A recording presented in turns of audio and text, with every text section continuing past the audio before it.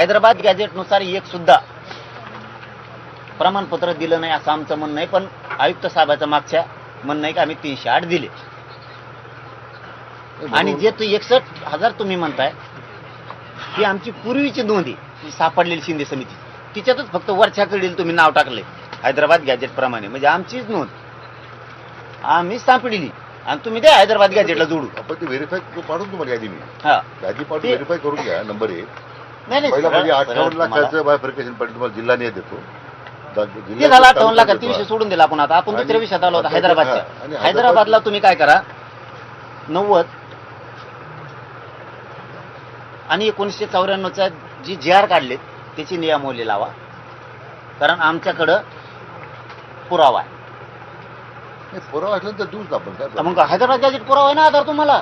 त्या याच्याप्रमाणे देतो आपण कार्यवाही. माननीय न्यायालय आमचं गुढील कसं काय हैदराबाद गॅजेट प्रमाणे पडलं आपण कारवाई करतोच ना. नाही ना साहेब, एक बी निघत नाही म्हणतो तर आता त्याला कशी करते म्हणून मी आपलं काय म्हणतो, एक पण निघत नाही म्हणतो. हे आजचं उदाहरण करण्यासाठी दिलं की असे काही भानगडी गावात पातळी सुरू असतील.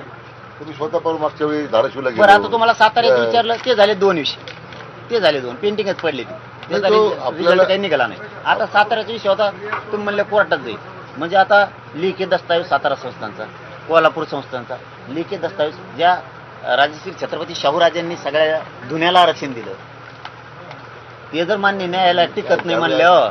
त्यावेळेस कसं इतकं वातावरण असं हे नव्हतं ना, नाही ते आमच्या हातात होतं, आम्ही मोठ्या मनाचे होतो. वातावरण झालं असतं ना, यांना दिल्यावर आम्ही विरोध केला असता ना, पण आम्हाला काय माहिती पुढे चालून इतके उलट्या काळजाचे निघतील म्हणून, आमच्या लेकराला विरोध करतील म्हणून. नाही आम्ही म्हणलो असतो ही बसतच नाही जात, ही जात बसत नाही, ही जात बसत नाही, ही बस आम्ही दाखवून दिलं असतं, पण आम्हाला नाही वाटलं हो इतके उलटे काळजाचे होतील हे नंतर, म्हणून आम्ही मराठ्यांनी विरोध नाही केला त्या काळात. हे तुम्हाला मान्य केलं पाहिजे की हैदराबाद गॅजेटचं एवढं पूर्ण विरोध मुंबई उच्च न्यायालयात झाला, सर्वोच्च न्यायालयात झाला, मागचा आडा बंद करा, सर्वोच्च न्यायालयात झाला.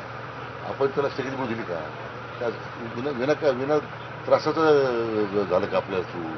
ठीक आहे, दाखले मिळण्याची प्रक्रिया थोडी मंदावली किंवा मिळत नाही एक भाग झाला, पण त्याला जर स्टेज मिळाला असता तर आपण सगळे थांबलं असतो, सगळ्या प्रक्रिया थांबवता आल्या आपल्याला. म्हणून सातारा गॅजेट त्यासाठीच आम्ही विचारपूर्वक विधिवा न्याय विभागाशी बोललो.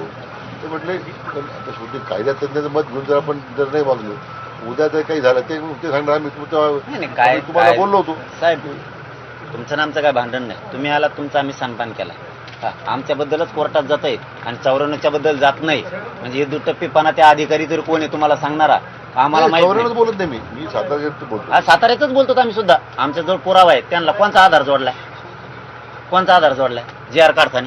कोणचाच नाही.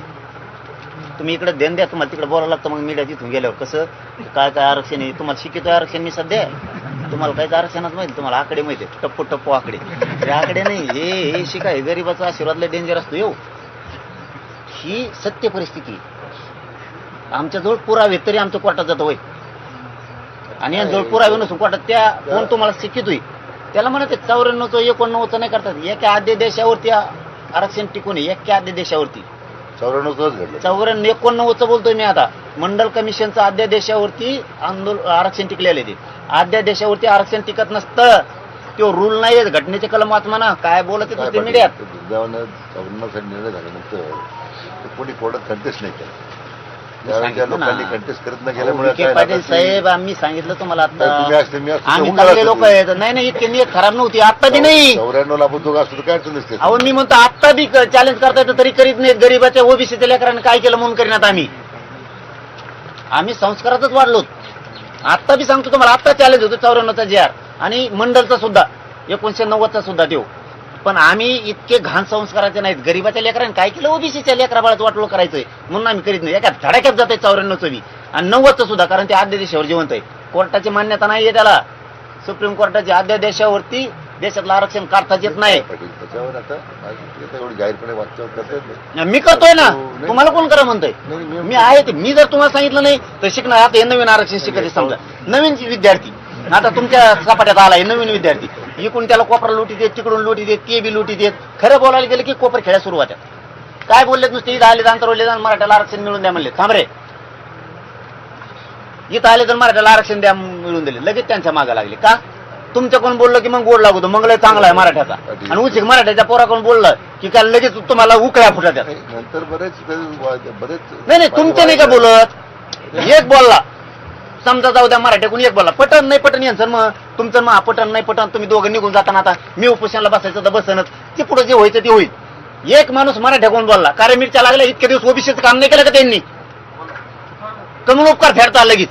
एखाद्या जर ओबीसीचं काम केलं असेल ना आयुष्यात, नाही केलं. आता 42 जाती घातल्या देवेंद्र फडणवीस साहेबांनी, कंपनी विरोध केला यांनी. अरे मग आलेत ना मराठ्याकडे, काय म्हणतात, फक्त मराठ्याला त्या लेकराला आरक्षण मिळालं पाहिजे. मी देवेंद्र फडणवीस साहेबाला समजून सांगतो, विखे पाटलाला समजून सांगतो, दोघा तिघाचा काही गैरसमज असेल तो काढतो, उदय सामंतला समजून सांगतो. एवढंच बोलला, तुम्ही एवढा कमजोर समजत हवी, ते बी बोलणे काही तर काही ते बी गेलेलं आहे, ते बी लय मागा लागल. हाय उगा राजकीय पक्षाचं पद प्रतिष्ठित म्हणून जाऊन द्यावं बोलत येत, कारण आम्ही दोघांनी फाईट केलेली ना, आम्ही एकदा कुस्ती केली ना दोघांनी. ते मला एकदा बोलत, मी 25 बारा धुवूनच काढलं. तसं त्यांना बोलतात, काय मागितलं त्यांनी, लेकराला आरक्षण द्या म्हणलं, फक्त काय म्हणलं दुसरं, तर एवढे लगे बोलायला लागले आणि एवढं टार्गेटच करायला लागले, म्हणजे यांना गठुडं भरून द्या, मग लय मजा लागत. मराठीला द्या म्हणलं की लागले नेत्याचे मागं, विख्यात असला लाडा असला आमकाच असला, काय चावतो, काय चावतो तुम्हाला. पाटील, आपण कोणाच्या टीकेला बी घालत नाही, आपण आपली भूमिका प्रामाणिक आहे. कोण आपल्या शिवाय देऊ द्या, त्याचा आपला उद्धार करून काही जर मी ते थोडं घाबरतो आपण त्याच्या उद्धाराला. पण आमचं म्हणणं आहे, आपण आमच्या बरोबर आम्हाला काय चिंता आहे साहेब, कोणी आम्हाला टीका करून विखे पाटील साहेब, मी भांडतोय म्हणजे फक्त समाजामुळे तुम्हाला भांडतोय, वैर नाही, बरोबर. हे पण तेवढंच खरं. व्यक्त काय माझं आम्हाला पण लागतं ना, का लागतं, किती माणूस इथं आला, तुम्ही इतकं बोलण्यात हरकत नाही. हे बी उदय सामंत साहेबाला बोलले, विनाकारण जे त्यांना ठोकले, मग त्यांनी यांना बोललं, आम्हाला लागणारच ना, आमच्या माणसाला बोललं का, तुमचे इतके नेते बोलले, हा ओबीसीचे, विखे पाटील साहेब कागदाकडे नका बघू, इतके बोलले, नाही नाही इतके ते बोललेत. माझा मराठ्याचा एकतरी नेता म्हणला का ओबीसीच्या नेत्याला बोलू नको म्हणून, का रे मग आमच्या लोक बोलायचं ते तुम्ही का आडीचा. सुरुवातीला तीच भूमिका मांडली, आपला आठवत असेल की ज्या ओबीसीला आरक्षण मिळालं त्यावेळी कोणी मराठा विरोध नाही केला ना, विरोध बोलला नाही. आता आम्ही मराठा समाजासाठी जेव्हा मागतो त्यावेळी तुम्ही काय विरोध करता, माझी भूमिका नाही, पाहिजे. आता भेटायला आले ना तुम्ही दोघं, आता लगेच सुरू कोण भेटायला गेले, आणि ती यायला सभा घ्यायला जाते, जमतं का. तेव्हा मग मराठ्याचा एक बी आमदार एक बी मंत्री म्हणला नाही, तुम्ही सरकारमध्ये आहेत, संविधानाच्या पदावर आहेत, तुम्ही कोणाच्या सभेला जाऊ नका. एकही मराठ्याचा आमदार खासदार नेता म्हणला नाही, का जाते तर जाऊ द्या, गरीबाच्या लेकरासाठी जातात, असे मराठ्यांचे आमदार मंत्री म्हणतात. आणि आज आमचे मंत्री आमदार भेटायला आले, संविधानाच्या पदावर बसलेले असताना जातात तिकडे, मग कुठं जातो रे बोचे, तुमचे गेलेलं आमच्या लोकांनी नाडिलं, तुमच्या लेकरात आमच्या लेकरात कम फरक करता. आमचे मराठ्यांचे नेते खासदार आमदार डायरेक्ट म्हणतात ओबीसीच्या लेकराचं कल्याण होऊ दे. तसंच आम्ही बी आंदोलक असून म्हणतो होऊ दे ओबीसीच्या लेकराचं कल्याण. अरे तुम्ही नेते आहेत ना रे, तुम्ही कमीत कमी म्हणा ना त्या मराठ्याच्या लेकरांचं कल्याण होऊ द्या. त्यांचे गॅजेट आहेत, यांना 67ला दिलंय आरक्षण, त्याच्यानंतर 89ला दिलंय आणि 94ला दिलंय. एका GR वर आमचे 150 वर्षाचे गॅजेट आहेत, 150 वर्षाचे. तरी आमचं कोर्टात चॅलेंज होतं, मला नाही मान्य, मला 58 लाख नोंदीचे प्रमाणपत्र पाहिजेत, गॅजेटनुसार प्रमाणपत्र सुरू पाहिजेत.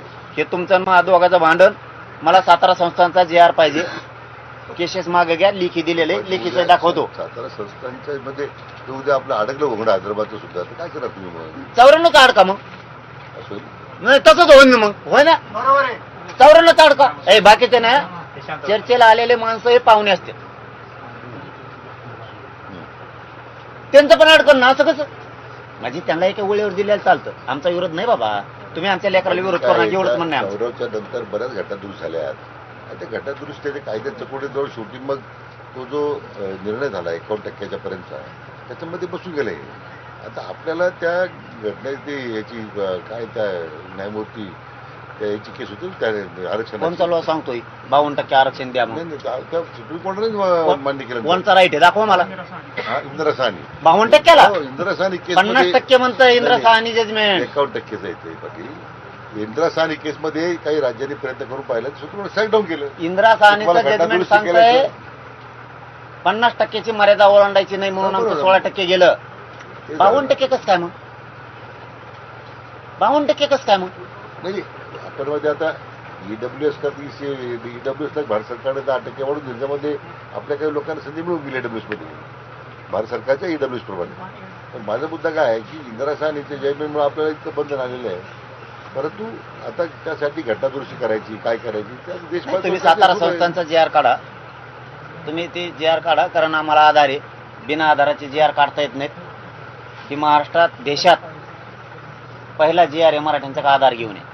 हैदराबादचा काढलेला तुम्ही, हा यांचा एक प्रश्न होता बोलता बोलता हे सांगतो. पण मी तुम्हाला आणि फडणवीस साहेबाला श्रेय दिलं नाही गॅजेटचं.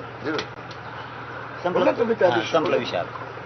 कारण ते मी ज्याचा त्याचा सन्मान त्या दिवशी सन्मान केला ना. सन्मानच करतो त्यांचा. त्यांनी काढलं नाही दिल्यावर मग त्यांना नको जापू तर कोणाला जापू. पण आता तरी- आता आता विषय इकडे आला पुन्हा की आमचे जी आर आधाराशिवाय निघले नाहीत आणि कायदा सांगतो आधाराशिवाय कोणताही जी आर काढता येत नाही. मग आम्हाला आता सातारा संस्थांचा आधार आहे, तुम्ही जी आर काढा. हैदराबादचा गॅजेटनुसार तुम्ही तो आधार घेऊन काढलेला. मान्य न्यायालय ते चॅलेंज करू शकत नाही, काढून टाकू शकत नाही आधार असून. जर आधार नसलेल्याला काढला जातोय मग ज्याला आधार नाही ते सुद्धा काढले मान्य न्यायालयाला काढावं लागतं, मग काढावं लागतं. आणि हैदराबादचा जो जी आर काढला आपण तो टिकण्यासाठी म्हणजे इतका मी त्यासाठी श्रम घेतले. म्हणून तर आपण उच्च न्यायालयामध्ये आणि संविधानामध्ये टिकलं. म्हणजे आपल्याला मी आता काही सगळ्या गोष्टी सांगण्यासारख्या नाही ओपनपणे. पण त्यात आपण जर सातारा गॅजेट काही करायला गेलो ना तर मी आपण म्हणतात